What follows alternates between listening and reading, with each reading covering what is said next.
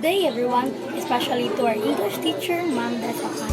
I am Dissipate Igot from grade 8 A, and today let's talk about text type. Before we proceed with the discussion, you have to first know the objective. The learning objective for this lesson is to manifest understanding of the different text types. From time to time, we encounter texts we read from novels, magazines, newspaper articles, or even journals. But when reading, our main focus is to understand what is printed on the material. We have never even considered what types of text material we are dealing with. This lesson and discussion will help you identify the three major text types in language. While you're watching this video, you might want to grab a pen and take note of what you learn.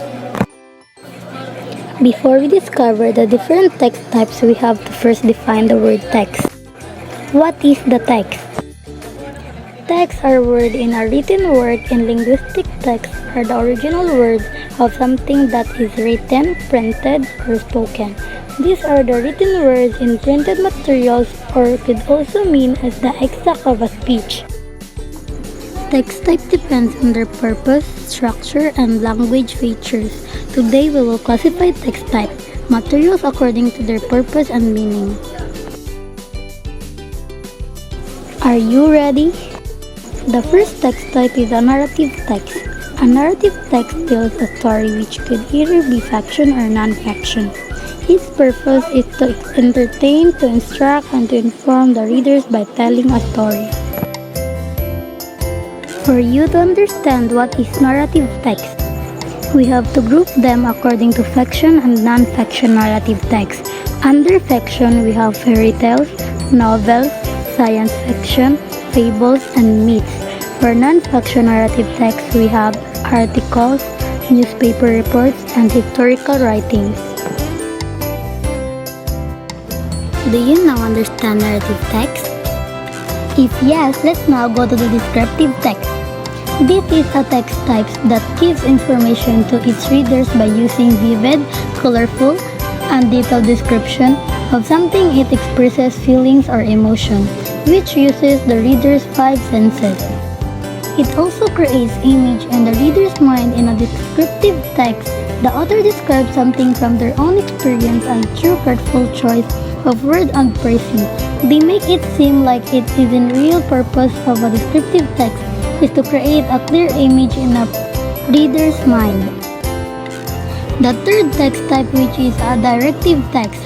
These are those texts which contains directives, commands, instruction, and even rules.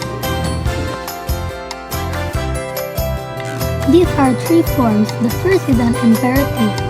A directive text can sound like this hand made a paper. That is an imperative. But when we add it in another form, which is a polite question, we could say, would you hand me the paper? Another form of a directive text could be a suggestive remark. Instead of saying, hand me that paper, you would say, I wonder the paper says about the weather today. That is not a direct imperative. That is not even a polite question. We consider that as a suggestive remark. You always have to remember that in directive text can make use of imperative or mostly action words.